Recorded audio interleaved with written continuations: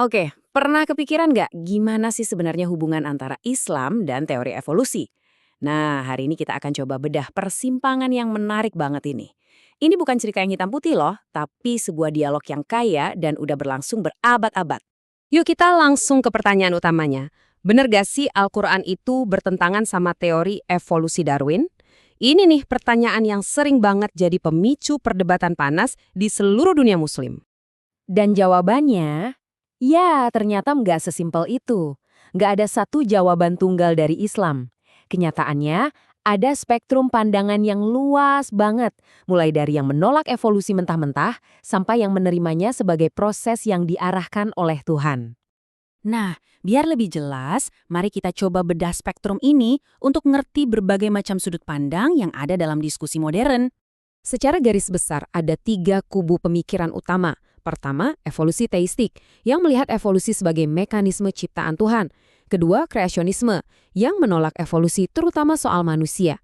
Dan yang ketiga, ada jalan tengah yang menarik namanya eksepsionalisme Adam, yang mencoba menjembatani keduanya. Sekarang, bagian yang mungkin bakal bikin kaget.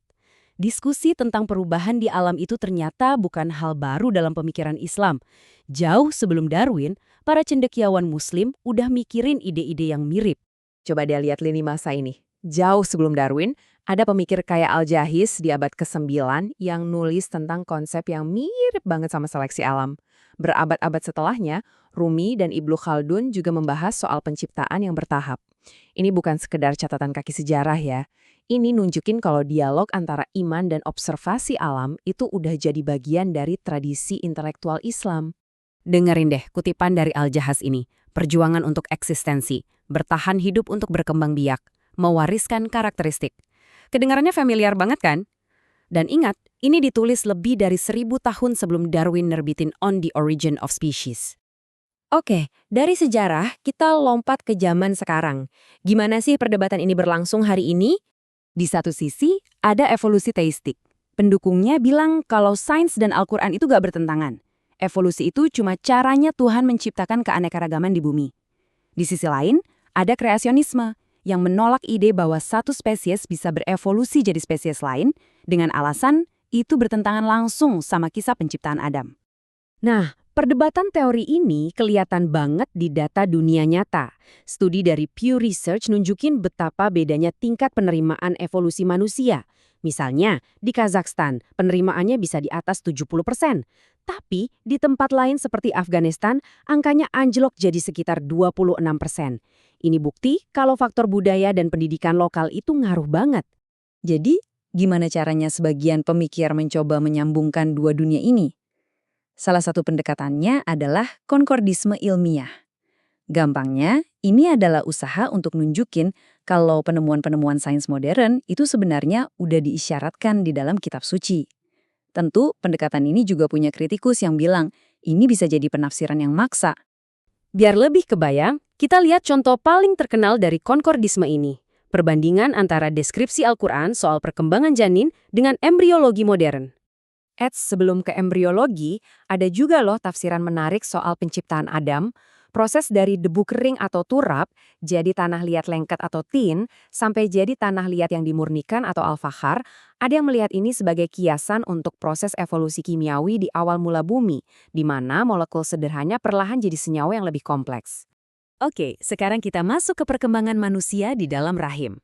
Di Al-Quran, surat ke-23 ayat 14, tahap awal perkembangan janin disebut sebagai alaka. Kata ini punya beberapa arti, dan disitulah letak keajaibannya.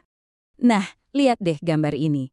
Kata alaka itu bisa berarti lintah atau sesuatu yang menggantung.